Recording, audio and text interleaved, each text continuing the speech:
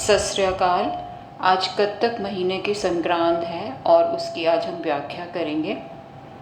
कत्तक करम कमावणी दोष न काहू जोग, पर में सरते भूलिया व्यापन सभे रोग। तो इस महीने में बाबा जी हमें ये बता रहे हैं कि कत्तक में सिर्फ अपने कर्म कमाने हैं, अच्छे कर्म कमाने हैं। और कर्मों से भी बड़ा कर्म है प्रभु का नाम जपना, प्रभु की चिंतन करना, क्योंकि प्रभु के चिंतन करने से ही हम सही काम करने में डिसाइड कर पाते हैं कि कौन सा सही काम है और कौन सा नहीं। तो बाबा जी हमें ये बताते हैं कि हमें अपने कर्मों का किया हुआ ही मिलेगा, इसलिए सिर्फ अपने कर्मों पर ही ध्यान देना है। कत्तक करम कमावणी दोष न काहू जोग। साथ में बाबा जी ये भी बता रहे हैं कि किसी और को दोष नहीं देना, मतलब कि किसी को ब्लेम नहीं करना। हमें जो भी सुख या दुख मिल रहे हैं वो अपने कर्मों की वजह से मिल रहे हैं, तो उसके लिए हमें अपने ऊपर ही रिस्पॉन्सिबिलिटी लेनी है कि ये जो भी कुछ आ रहा है ये मेरे कर्मों का ही फल है। ये बाबा जी बार बार बोलते हैं और स्पिरिचुअलिटी में भी यही बोला जाता है कि स्पिरिचुअलिटी शुरू वहीं होती है जहाँ पे ब्लेम गेम ख़त्म होती है। चाहे किसी ने हमारे साथ कितना भी हमें लग रहा है कि बुरा किया है, तो भी हमें अपने ऊपर रिस्पॉन्सिबिलिटी लेनी है कि ये हमारे ही कर्मों का फल है। और अपने अंदर झांकी मारनी है कि कभी ना कभी कहीं ना कहीं कुछ हमारे अंदर गलती हुई है जिसकी वजह से ये परिणाम आया है। आगे बाबा जी बताते हैं, पर में सरते भूलिया व्यापन सबे रोग।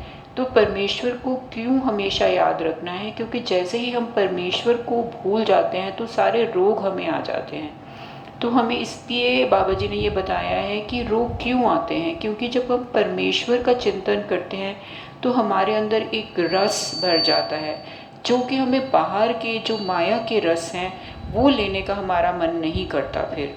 तो इस वजह से रोग नहीं आते, क्योंकि रोग तभी आते हैं जब बहुत भोगों में हम लिप्त हो जाते हैं। जैसे मस्कीन जी कहते थे, संत मस्कीन जी, कि जितने भी भोग अगर आप करोगे तो उसके ही डायरेक्टली प्रोपोर्शनल रोग भी आएंगे। उस टाइम तो बहुत अच्छा लगता है, कोई भी हम भोग करते हैं, चाहे वो मुँह का रस हो, कुछ भी स्वाद हो, किसी भी इंद्रिय का भोग हो, लेकिन वो उनसे सब रोग ही उत्पन्न होते हैं। इसलिए भोगों में लगने से पहले हमें ये सावधान रहना पड़ेगा कि ये आगे रोग हमारे लिए लेके आएंगे।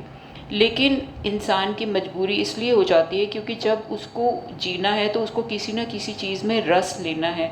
तो लेकिन अगर प्रभु के नाम का जो रस ले लेते हैं, उनका अपने आप ही ऑटोमेटिकली ऐसे रसों की तरफ ध्यान नहीं जाता। इसलिए बाबा जी हमें बताते हैं कि परमेश्वर के जो नाम का रस है वो अगर हम लेंगे तो हमें बाकी भोगों में के रसों में के ऊपर डिपेंडेंट नहीं होना पड़ेगा, और इस प्रकार रोग जो हैं हमारे अंदर नहीं आएंगे। तो आगे बाबा जी बताते हैं, वेमुख होए राम ते लगन जन्म विजोग। जो इंसान राम से, प्रभु से बेमुख हो जाता है, उसको जन्मों का विछोड़ा पड़ जाता है। जैसे बाबा जी हमें बताते हैं कि 84 लाख जूनियों के बाद हमें मनुष्य जन्म मिलता है।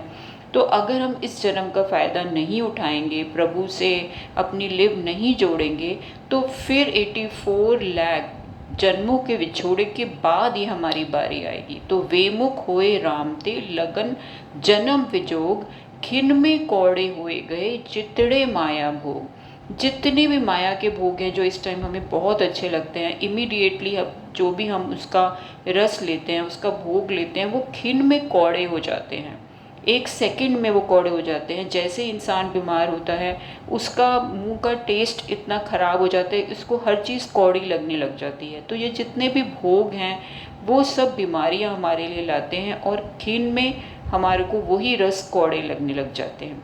तो इसलिए बाबा जी बोलते हैं कि पहले ही प्रभु के नाम के रस लो, ताकि ये चीज़ों के ऊपर तुम्हें डिपेंडेंट ना होना पड़े।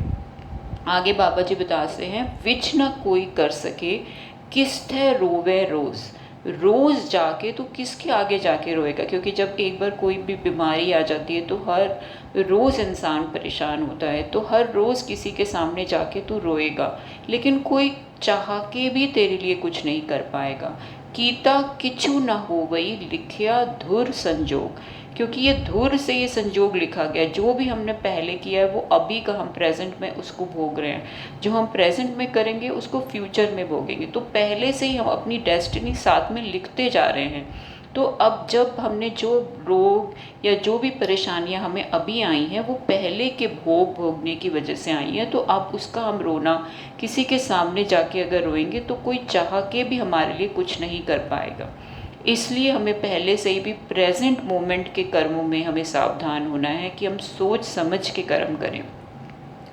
वड भागी मेरा प्रभ मिले ता उतरे सब वियोग, जो अगर मैं वडभागी होऊंगा तो मेरा प्रभु मुझसे मिल पाएगा, ताकि सारे मेरे वियोग उतर जाएंगे।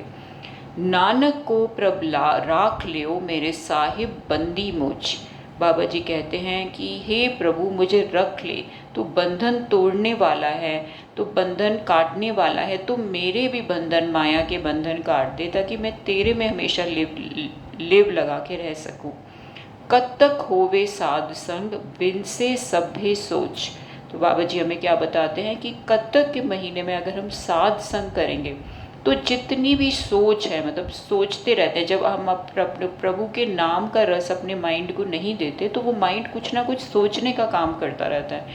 तो जैसे ही हम सात्संग में जाएंगे तो सारी सोच खत्म हो जाती है। तो कत्तक के महीने में बाबा जी हमें ये बताते हैं कि अगर तू सात्संग करेगा, कत्तक होवे सात्संग तब बिन से सभ्य सोच।